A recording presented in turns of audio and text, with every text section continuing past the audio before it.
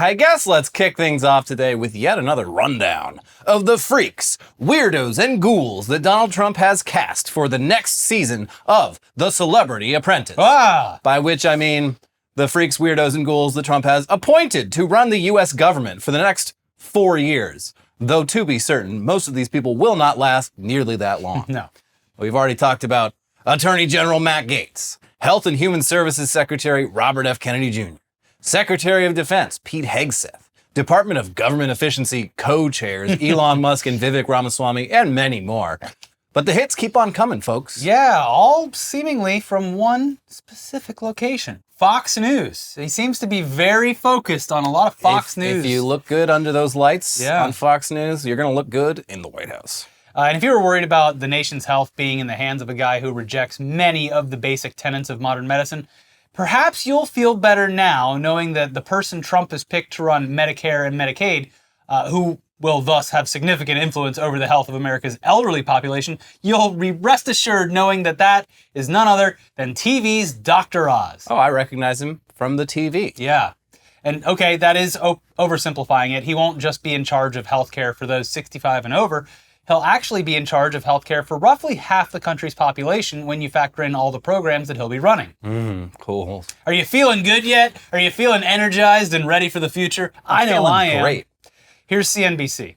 President-elect Donald Trump on Tuesday said he would nominate Dr. Mehmet Oz, celebrity TV host and former U.S. Senate candidate, as Centers for Medicare and Medicaid Services Administrator. CMS operates or oversees programs that provide health coverage to about half of Americans, including Medicare, Medicaid, the Children's Health Insurance Program, and the Obamacare Marketplace Exchange, healthcare.gov. Those four programs account for $1.6 trillion in spending, or nearly 25% of the entire federal budget, which Trump highlighted when he announced that Oz, a heart surgeon, was his pick to lead CMS, a division of the Health and Human Services Department. Trump said last week that he would nominate Robert F. Kennedy Jr., a vaccine skeptic and conspiracy theorist, as HHS secretary. Unbeknownst to even her, Oprah has done so much damage to this country. Yeah, worse than Ellen when you really break it down. Yeah. Oz previously hosted The Dr. Oz Show, a syndicated daytime television program for more than a dozen years. He was the Republican nominee for a U.S. Senate seat from Pennsylvania in 2022, losing to Senator John Fetterman, a Democrat. America is facing a healthcare crisis, and there may be no physician more qualified and capable than Dr. Oz to make America healthy again, Trump said in a statement Tuesday. He is an eminent physician, heart surgeon, inventor, and world-class communicator who has been at the forefront of healthy living for decades. Dr. Oz will work closely with Robert F. Kennedy Jr., God, what a sentence, to take on the illness industrial complex and all the horrible chronic diseases left in its wake. Illness industrial complex. That's like some crystal mommy shit. I hate everything. Yeah, every sentence gets worse and worse. But the one laugh I got today out of this is that someone on Blue Sky, the hot new app, was typed, I pronounce it Dr. Ounce. It's good. Yeah. Now look, sure, this appointment seems to further confirm our theory that Trump has just been hiring whoever he recognizes from the TV. Yeah. But hey, unlike RFK Jr., this guy's at least an actual doctor, right? And yes, I mean, he hasn't actually practiced medicine since Oprah plucked him out of obscurity and turned him into a talk show host many, many years ago. But before that, he was a legit doctor with all the rigorous training and credentials that entails. Of course, being a doctor and being the administrator of a massive public healthcare system are two completely different things, but they are at least related. Yeah. And similarly, just because Dr. Oz's area of expertise is heart surgery, that doesn't mean that he can't make wild, dubious health claims about various other areas of medicine that he has no formal background in. Mm-hmm. He's a doctor. Because yeah, that's pretty much what his entire career as a talk show host has involved. Here's the New York Times. Dr. Oz has a long history of promoting dubious weight loss products, including raspberry ketones, Garcinia cambogia, and green coffee bean extract, frequently extolling their magic or miracle ability to help people drop pounds. Many of these claims lack evidence or have been proved false. In 2014, a Senate subcommittee grilled Dr. Oz about his endorsements of weight loss products, with Senator Claire McCaskill telling him that the scientific community is almost monolithic against you in terms of the efficacy of a few products that you have called miracles. He admitted before that panel that his claims often don't have the scientific muster to present as fact. A few months later, the researchers behind a green coffee bean extract study Dr. Oz featured on his show retracted the paper. And in 2018, Dr. Oz reached a $5.25 million deal in a lawsuit that accused him of exaggerating the benefits of weight loss supplements. Early in the pandemic, Dr. Oz offered the public tips to avoid getting sick and devoted time on his show to demonstrating how to wear a mask without fogging up one's glasses. But he also heavily promoted the malaria drugs hydroxychloroquine and chloroquine early on. He was in contact with advisors to President Trump about accelerating the approval to use hydroxychloroquine against the coronavirus. At the time, the drugs had not been substantially tested against the virus. Scientists soon found those treatments were ineffective against it and came with significant risks, including heart issues. Well, there's a good news for him. He's the heart surgeon. Yeah, just come to me. Yeah. If you have trouble, just call up Dr. Oz. I'll crack you wide open. I might have accidentally created a bunch of new clients, but hey. Hey, heart problems? That's good for business. That's right. For Dr. O. Dr. Oz. Dr. Ounce. But yeah, on top of all that, he has a long history of promoting various untested health supplements and herbal remedies. And despite taking a proud anti-big pharma stance, he is heavily invested in a bunch of medical companies, including a company that sold an invention of his that was later recalled for killing a bunch of people. His specific stances on vaccines aren't particularly great, but he at least isn't a straight-up anti-vaxxer, which the bar is low. Yeah, small miracles here. Though I suppose that could change once he is working directly under Health and Human Services Secretary Robert F. Kennedy Jr. Gotta get all the seed oils out of your diet before I lose my goddamn mind. It just hurts. Yeah. Hearing it. Because you know he's hurting too. It sounds like it. But aside from all the quackery, the key thing here is that, like most of Trump's other picks, Dr. Oz is woefully lacking in relevant experience for the job. Not every Medicare and Medicaid administrator has had healthcare experience, but they've all had administrative experience. But hey, maybe that won't matter if Oz and RFK make Medicare much less of the government's responsibility. So here's ABC. Oz has supported Medicare Advantage, which is run by commercial insurers and has been promoted by Trump. Project 2025, a plan of conservative policy proposals proposed by the Heritage Foundation and not endorsed by Trump, has proposed Medicare Advantage to be the default option for Medicare coverage.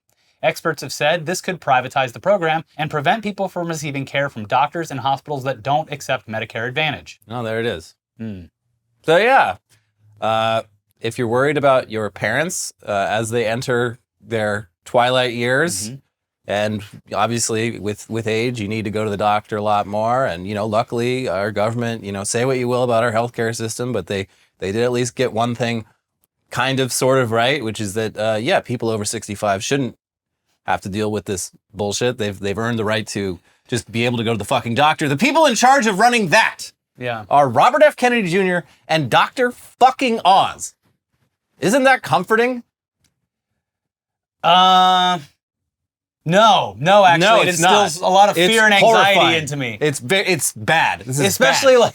Gosh, with just looking backwards to a couple of weeks ago, it's look, it was a doomed campaign. We've already picked over the bones of it. But one of the things they introduced that wasn't getting a lot of press in the last couple of weeks of the campaign was talking about having part of guaranteed healthcare be elder care and assisted living care. Yeah, that would be nice. Because that's a massive fucking issue because no generations have ever lived this long. And the retirement places that you put people in are A, fucking inhumane, B, extremely expensive. Yeah. It's a huge fucking issue. It's a for-profit business. That doesn't seem like it's going to get solved with the brain trust of Dr. Oz and RFK Jr. Yeah. I mean, we need to get the seed oils out of the retirement. It's like with Social Security. It's one of those things you can't really appreciate unless you look back at the before times. And it's before FDR created Social Security, elderly people were destitute. Yeah, no, we took them to a cliff and we pushed them off in front of the whole community. We did. It was the only way to cleanse everything. everything. Die, you got the big hammer and you smashed them. That's what happened. It was a tough time, and the sun never went down. The sun was just up there in the sky all day. That's right. But anyways, next up on Trump's All-Star 2025 roster, we've got Linda McMahon. Come on down, Linda. She walks like that too. Yeah, they do. It's Just a like family walk. Yeah. Stephanie walks like that. Yep, and then they all do. Triple that's- H. That son that no one's seen. Shane. No one's seen McMahon. Shane in a while, but he walks like that. I think he's in the new documentary. Okay. I watched it up to the Attitude Era and then I stopped, but I do remember seeing him, I believe. So Linda McMahon is, of course, the estranged wife of disgraced former WWE owner and total creep, Vince McMahon. Yeah. She previously ran the Small Business Administration for 2 years during Trump's first term, and now she's back in a role that she's even less qualified for, Secretary of Education. When people were sending me this last night, look who's in Trump's cabinet. Yeah, she was there last time. She was. Yeah, it was, but in education, it was arguably someone worse, Betsy DeVos. Yeah, well, I'd say this is about probably equally as bad. Evil, yeah, equal evil, yeah. Two people with absolutely no business being involved in Yeah. anything related to education. Mm-hmm. And yeah, like with Dr. Oz, it's important to look at the kind of qualifications that previous secretaries of education have brought to the job. The current guy appointed by Biden previously was a state education commissioner. Then the person before him was Trump appointee Betsy DeVos with zero education background. Before her, Obama's 2 education secretaries were former state and local education officials. And before that, even George W. Bush had a school superintendent for the job, though his other appointee was a Republican Party insider with zero education experience. Are you seeing a pattern? Yeah. Point is, most of the time, the person overseeing public education in this country has some prior career experience in public education. And Linda McMahon's relevant experience is serving for 1 year on a state board of education and getting caught lying about having a bachelor's degree in education. There's your experience. Of course, once again, that doesn't really matter because that is not what Trump hired her for, okay? Calm down, everyone. She's on the job. Here's the New York Times. As a political force, however, she has been a fierce advocate for transforming the nation's educational system in a way that Mr. Trump supports, he said when announcing her selection. Chief among those policies is school choice, meaning that some money that would normally flow to public schools will instead go to families who can spend it on private education. This was a major push under Mr. Trump's previous education secretary, Betsy DeVos. Since then, more states have instituted this policy through taxpayer-funded voucher programs. As Secretary of Education, Linda will fight tirelessly to expand choice to every state in America and empower parents to make the best education decisions for their families, Mr. Trump said. Mr. Trump also said Ms. McMahon's business experience, including as the former chief executive of World Wrestling Entertainment, would help her spearhead an effort to send education back to the states, a reference to one of his key education campaign pledges to reduce or eliminate the Federal Department of Education. There it is. Yeah. So yeah, once again, the goal here seems to be further privatizing a government program and reducing the federal government's role. And school choice is one of those things that sounds great at first glance, but it is kind of a self-fulfilling prophecy. Private and charter schools have various methods for limiting how many kids with behavioral problems, poor academic performance, and special needs they take on while still taking that sweet government money. So those kids stay in the public school system. And then when the overall performance of those public schools is compared to local charter schools, the reaction's always, wow, our public school system is failing.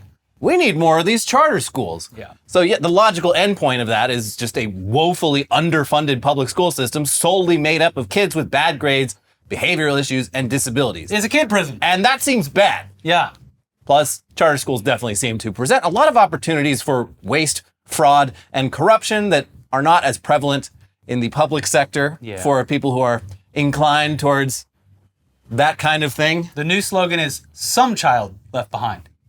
But probably not your child. The rich white kids, they can go to all the charter schools, and we'll figure out the rest. Yeah. Anyways, next up, Trump has appointed the classic James Bond villain Oddjob as White House Communications Director. He just loves whoever sees on the TV. Yeah. I always loved Oddjob, always throwing shoes at James Bond. It's actually Stephen Cheung, who Trump describes as my sumo wrestler. And this pick isn't really any kind of surprise. Cheung was communications director for Trump's campaign and did a great job serving as his surrogate mouthpiece on the campaign trail, issuing statements that sounded exactly like tweets from the Donald himself. Here's NPR. Pugilistic Trump campaign communications director Stephen Cheung is heading to the White House to be communications director, the president-elect announced on Friday. Cheung, a former spokesperson for the Ultimate Fighting Championship, the popular mixed martial arts league, brought a cage fighter's spirit to speaking on behalf of Trump on the campaign trail. For example, during the campaign, Cheung, in a statement, called Vice President Harris a stone-cold loser and blamed her rhetoric for the assassination attempts on Trump. He wrote that author and longtime Washington Post journalist Bob Woodward was a truly demented and deranged man who suffers from a debilitating case of Trump derangement syndrome, and the insults went on from there. Cheung regularly attributed backlash to Trump's statements to Trump derangement syndrome as a way to deflect controversy. In the final days of the 2024 campaign, when Trump said he wouldn't mind so much if an assassin had to shoot through the press corps to get to him, Cheung said he certainly wasn't calling for anyone to be shot. He said that Trump had been suggesting that the media should also be surrounded by bulletproof glass. There can be no other interpretation of what was said, Cheung said in a campaign statement. He was actually looking out for their welfare, far more than his own. What if we made the entire United States of America out of the same material they make the black box out of? Yeah. I was just saying that everyone should be safe. Guns should be very legal, but we should keep everyone in their own little glass box so they're definitely safe. Make guns legal, but make the bullets useless because everything is encased in precious bulletproof glass. It's a genius strategy because then the gun owners would say, well, what's the point? Yeah. I guess I give up. I'm going to be walking around in my transparent suit of armor. Mm-hmm. Try and shoot me now. Yeah. Next is U.S.'s next NATO ambassador. We've got Matthew Whitaker. Not sure that we're familiar with this guy, though he does seem weirdly familiar. Where have we seen this guy before? He says he was briefly the acting attorney general back in 2018 after Trump got tired of Jeff Sessions, but it's not ringing any bells. Who is he? Oh, wait a second.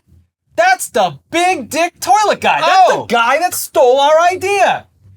Now, about a decade ago, on a podcast, we came up with the idea for a toilet with ample room so that you could hang dong without touching any water, which would sell like wildfire because no one wants to be the guy whose standard small dick toilet is a dead giveaway about what they're packing. I noticed you had a non-big dick toilet. Just use your toilet. My dick's all wet.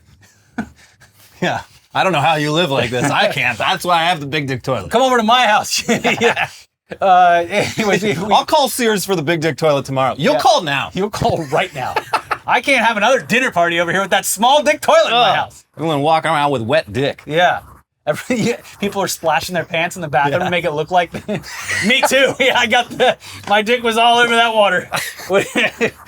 Should have just waited to take a shit at home. On Amazon, frantically buying it. We foolishly did not patent the idea, and incoming UN Ambassador Matthew Whitaker beat us to the punch by patenting what he called the masculine toilet. Great to see him getting work. He's back. We're still down here in the ditch, but good to see someone surviving. This is like when a very minor character from like season 2 pops up again in season 10. Yeah. And all the true fans are like, oh, I know who that is. And all the casuals are like, wait, am I supposed to know this guy? Why are they talking about a big dick toilet? Next, they're going to be talking about sleeping with Bigfoot. Yeah. Here's a Mother Jones article from back then. In November 2014, a Miami Beach-based firm, World Patent Marketing, announced the marketing launch of a masculine toilet, which boasted a specially designed bowl to help well-endowed men avoid unwanted contact with porcelain or water. The average male genitalia is between 5 inches and 6 inches, the firm's press release said. However, this invention is designed for those of us who measure longer than that. Us. Everyone in this office has a big problem. In the same release, World Patent Marketing also touted the recent appointment of Matthew G. Whitaker, former Iowa U.S. Attorney and Republican candidate for United States Senate, to the company's advisory board. The special toilet was not the firm's only notable offering. It marketed a slew of oddball inventions, including a theoretical time travel commodity tied directly to the price of Bitcoin. Okay. Called Time Travel X and marketed as a technology, an investment vehicle, and a community of users. The cryptocurrency never materialized. Oh, okay. The firm also pitched Sasquatch dolls, promoting them with a video claiming that DNA evidence collected in 2013 proves that Bigfoot does exist. And I'm sleeping with him with my big dick. That was Denver Riggleman, right? Yeah, he's the Bigfoot guy, but the Bigfoot erotica. Multiple Bigfoot guys. That Denver Riggleman ended up being pretty all right. Yeah, I think so. He basically got kicked out of Congress for being like one of the few Republicans who's just like, yeah, we got to prosecute this like January 6th stuff. Like, this is fucked up. Yeah. Like, shut up. Get out of here. Get back to writing erotica. And I guess he probably did. Yeah. Yeah. Continues. Federal authorities say World Patent Marketing was a scam. A federal judge shut down the company last year and fined it $26 million after the Federal Trade Commission found it had bilked thousands of consumers out of millions of dollars in fees that it charged clients based on phony promises of lucrative patent deals. The company is under investigation by the FBI, the Wall Street Journal reported. The company's advisory board, which included a former presidential candidate in the Central Africa Republic and an Israeli-born mixed martial artist, gave it a patina of legitimacy. And between 2014 and 2016, as World Patent Marketing was hawking an array of dubious products and allegedly fleecing aspiring inventors, the company paid Whitaker at least $9,375. Whitaker was no passive board member. He defended the firm against critics, solicited new business, appeared in at least one promotional video for the company, and he seems to have acted at times as outside counsel for the firm. Unlike other advisory board members, he has not returned the payments he received from World Patent Marketing. I earned that money. That is my money. I appeared in the video. You said you wanted a guy with a huge, massive dong. Yeah, that's And me. I said, that's me. I mean, he looks like he probably has a big dick. He's a big boy. Yeah. He looks kind of like Kane. Who is also in Republican politics, but yeah, he looks kind of similar to Kane. yeah, this might have been his idea. Guys, I'm tired of getting my fucking dick wet. Mm-hmm. The only time I want to get my dick wet. It's a real problem Yeah. down here at World Patent Marketing. Yeah. God, we should have patented this. Real shame. So yeah, that's our next ambassador to NATO, Mr. Big Dick Toilet himself. Welcome back, sir. Welcome back to the fold. I just got back from my trip to NATO. You're not going to believe how small those toilets were.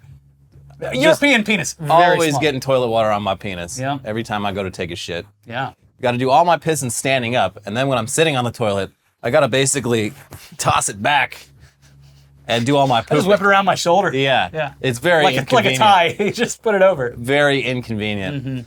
But now for some updates on how the previously announced Trump appointments are going. For starters, even if our theory is correct, that Matt Gaetz has no intention of actually being confirmed as Attorney General and is just using this as an excuse to resign from Congress and avoid that whole ethics investigation, this is still kind of blowing up in Matt Gaetz's face. Yeah, it's it continues to get worse for him. I mean, sure, the investigation is technically going away, and Gaetz's Republican colleagues are ensuring it never formally sees the light of day, but details, nevertheless, continue to leak out regarding a story that I feel like a lot of people had kind of forgotten about by now.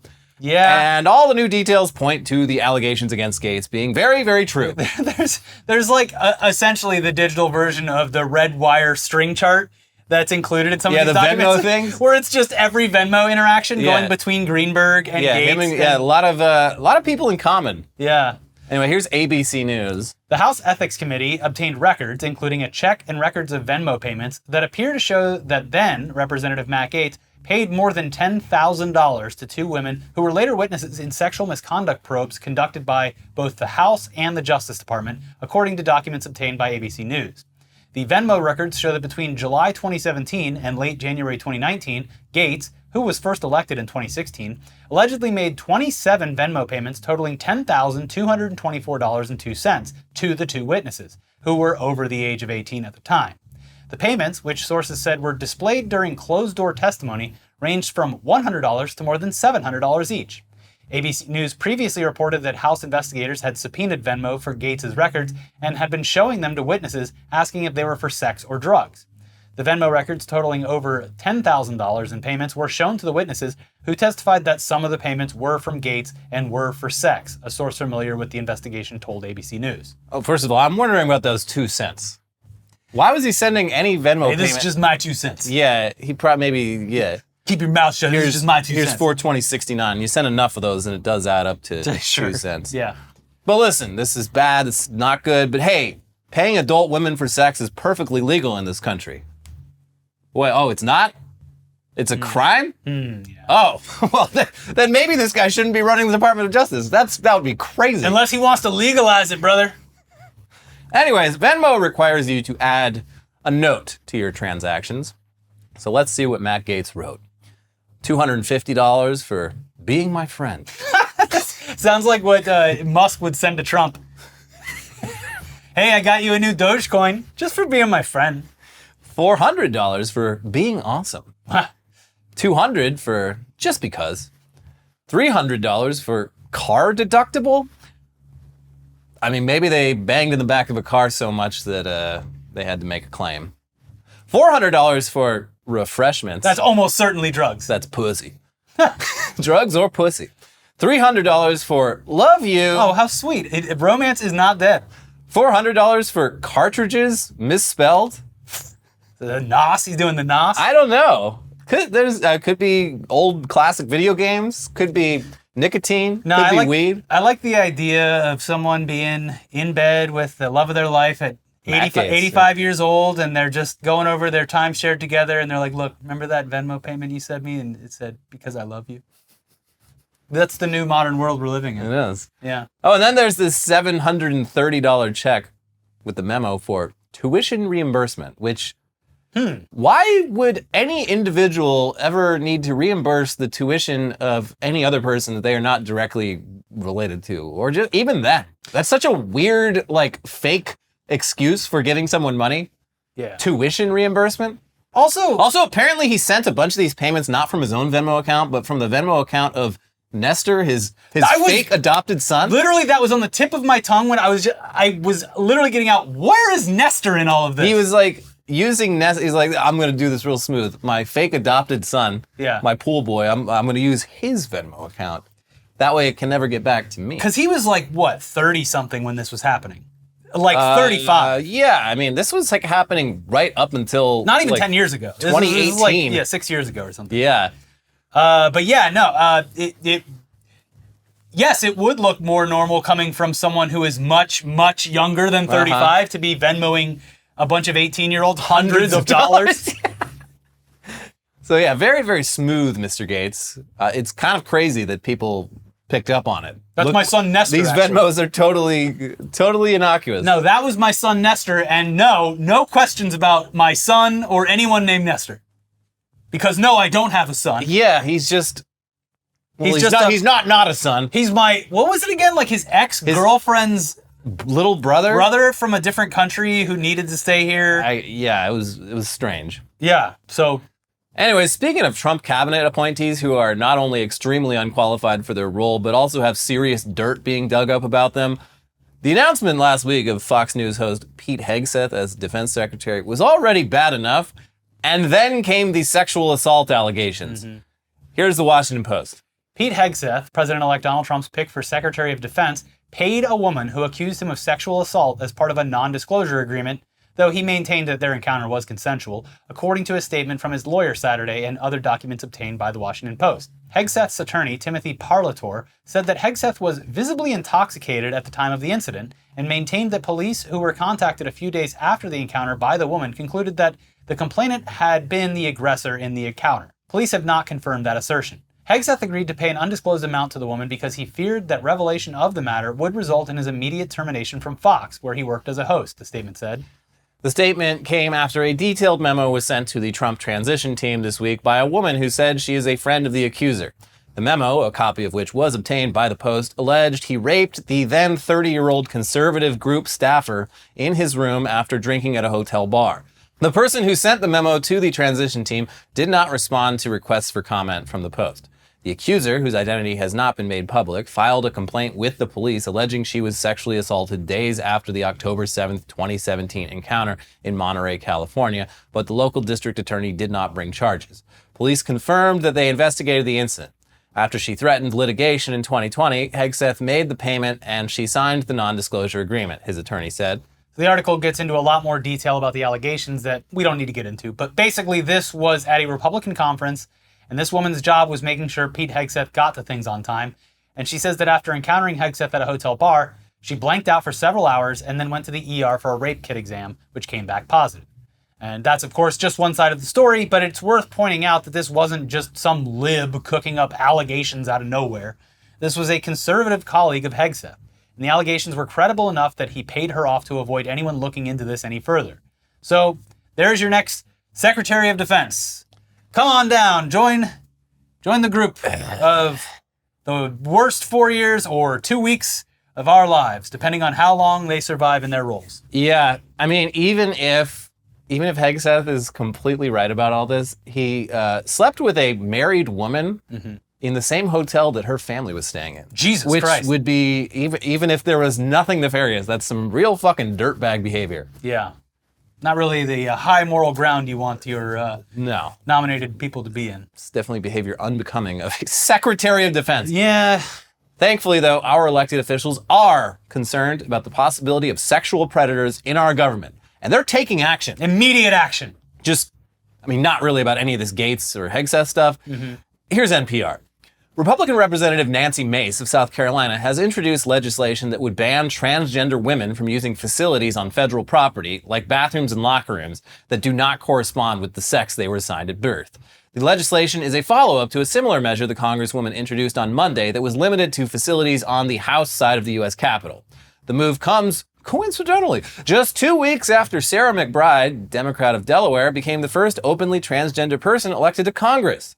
All right, cool. So we're just going to ignore the credible accusations of actual real-life sex crimes related to 2 of the alleged rapist Donald Trump cabinet picks. And instead, we're going to treat an incoming elected official as an inherent threat to all women in Congress.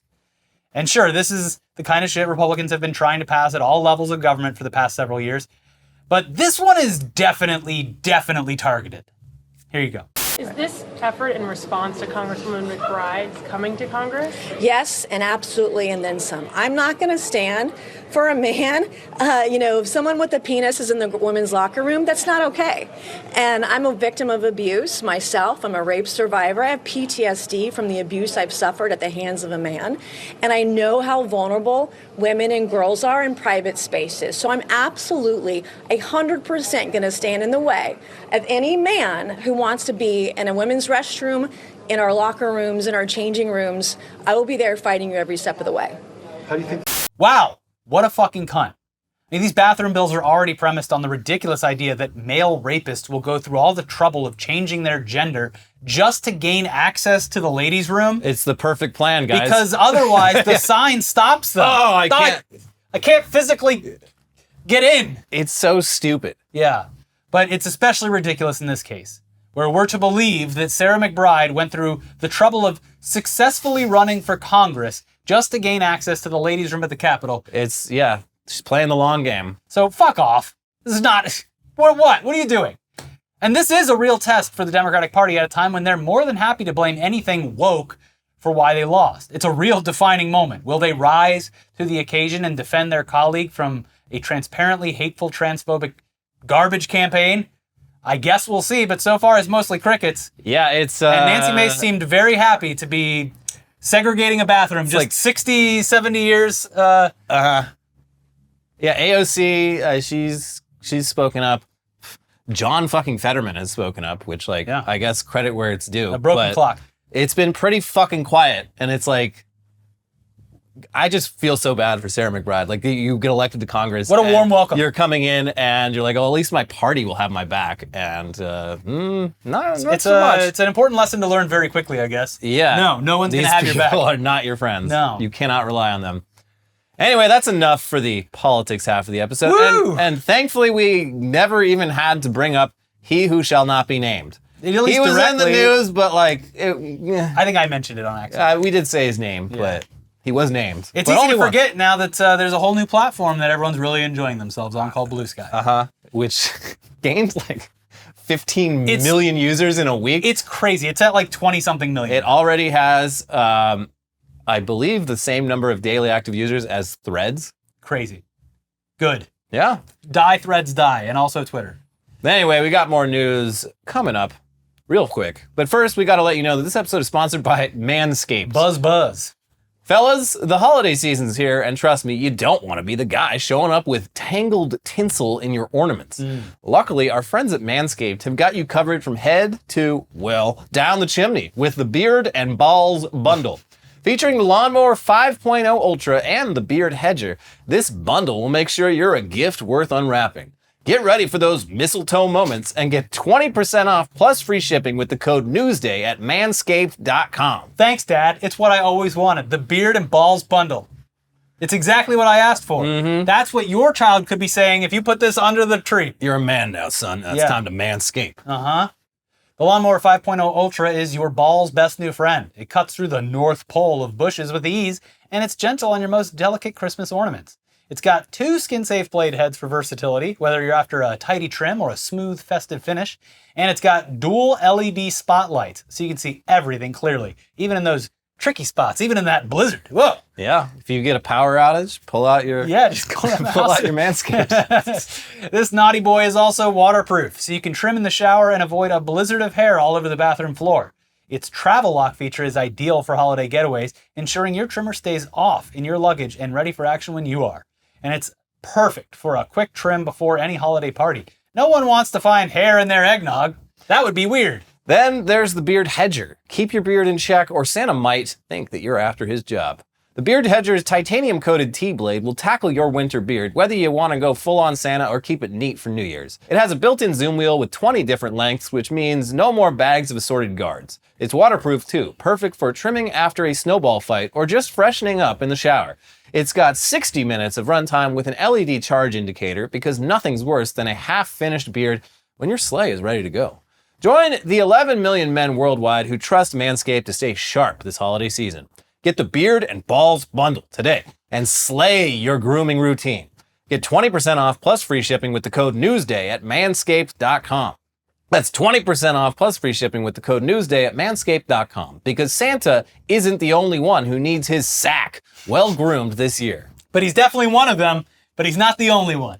But Santa definitely needs his sack groomed. Clean sack on that Santa. Yeah, okay, now back to the news with a classic. A now classic. It's slop time. It's Slop. Come get your Slop. It's AI-generated garbage You piggies time. love this crap. At this point, generative AI imagery has been around long enough that it is typically pretty easy to spot. And when you do spot it, and the person or brand using it is someone who definitely has the means to hire actual artists, the vibe you get is that they're cheap and unconcerned about quality. If they're cutting corners for this, what else are they cutting corners on? Well, Coca-Cola is betting that the average consumer isn't as discerning as you or I, and they're probably right. But it's still gross and depressing that the world's most iconic soft drink and one of the world's most valuable companies chose to go with an AI-generated video for this year's holiday ad. Something that we've all, despite being a massive company, we've all grown up with every year. You got the polar bears, you get Santa. It's that classic Christmas feel. What if we gave it all to a computer and just had it take a giant dump? Yeah, that's what they did. Yeah. Not to say that ads are high art or anything, although Don Draper would disagree. In fact, we've spent our entire adult lives actively avoiding having to look at ads, but it's still a canary in the coal mine moment. We're not going to play the ad in case they try to steal our monetization. They put no work into their video, but they'll be damned if anyone else is going to play it for free.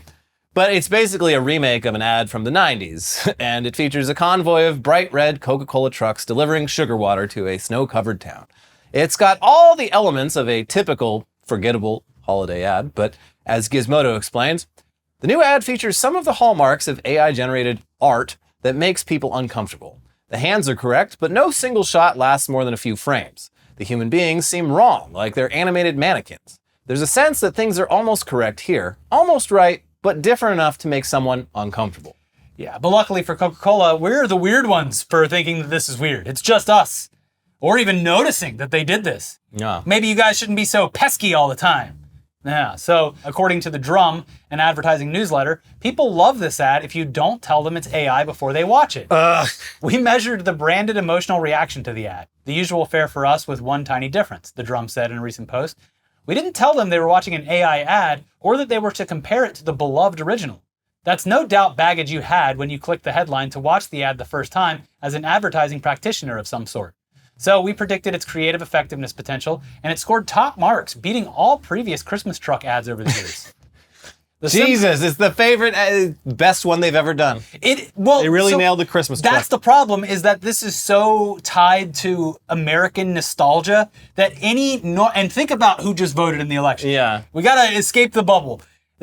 Anyone who sees this that is our age and actually has fucking kids in a family, and they look at this and are like, yeah, there it is. My childhood that everyone keeps telling me that I can have back. As I remember it. But yeah, you look at the original, it's standard def, it's grainy, it's 4:3. This is but now we quite get pretty literally much the like same this ad. is what your brain is doing. Like when you look at an old video game that you used to love and you're like, man, the graphics were incredible. And you look now and it looks like shit. I watched a video today of like the new there's some crazy, they added some 20th anniversary update to Half-Life 2 to use like modern ray tracing and shit. And I'm like, when are they going to show the new footage? I'm like, oh wait, this is the new footage.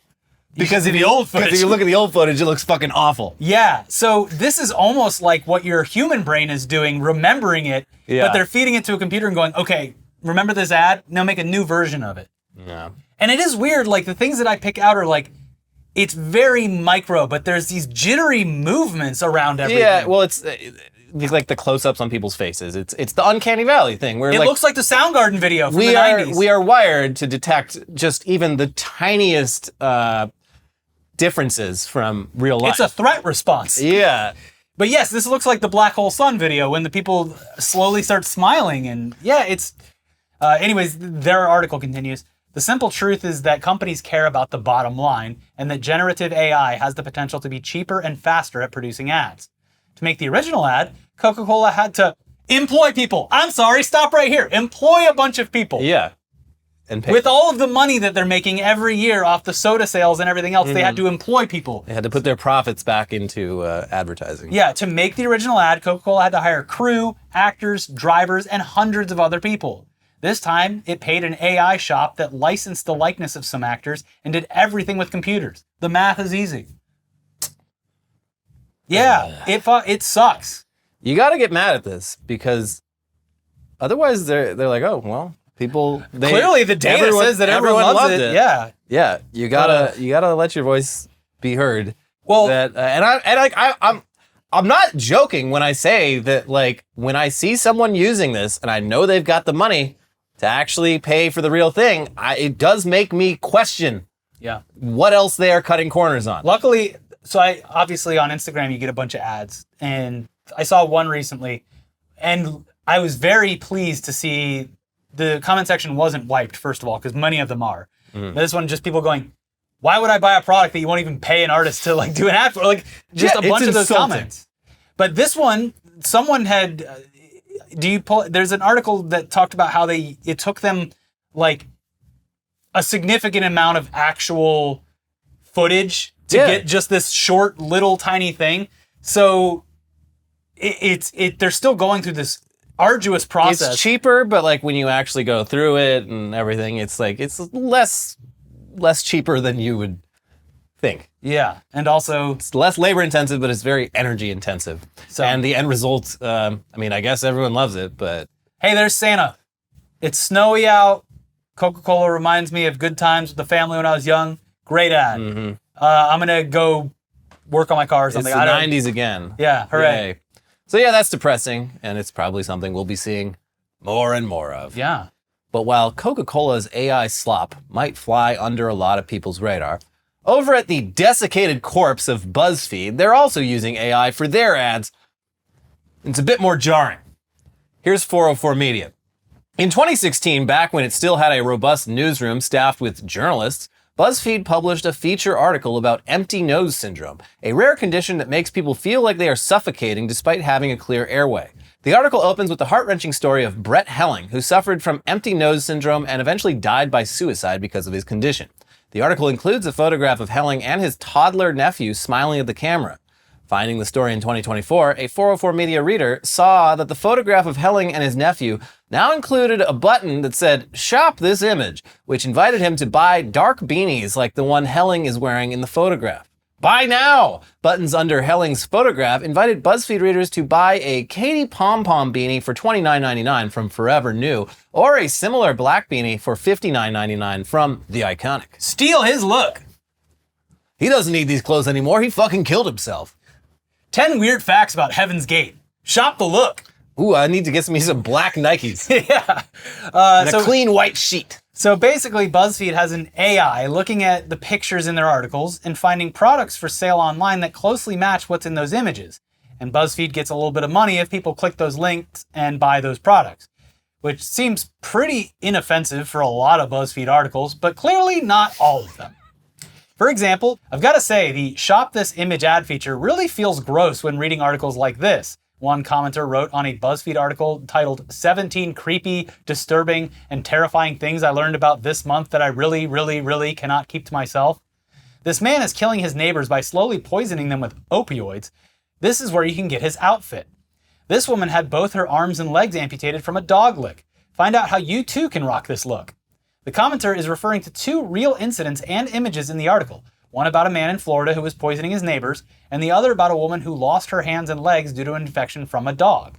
A comment on a Buzzfeed story about how different celebrities were talking about Palestine indicates that the Shop This Image button appeared on an image of Palestinian children surrounded by bombed-out buildings in Gaza. Buy their look. They've got the look. Other examples that they found include an article about fucked up facts that includes gross images of syphilis symptoms from a medical textbook and links to buy lipsticks that match the skin tones in the illustrations. Oh my God. Oh my God. This person's nose fell off, and the color that you see of the inside of their skull, you can put that on your lips by going to Mac.com. 10 graphic images of syphilis infections. Hot MILFs in your area now. And then in that same article, under a discussion of the 1986 Challenger disaster, there's links to buy clothes that very vaguely resemble the spacesuits worn by all those dead astronauts. Get your in degree one of in- America's worst tragedies. Get your degree in teaching elementary school now.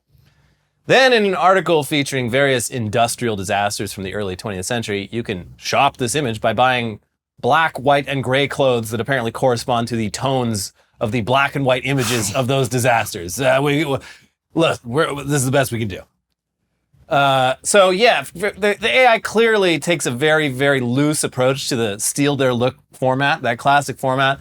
But hey, if even one person who reads about a gas explosion killing 300 people then thinks, I really want to buy a sweater, well, then the AI has done its job. That's right.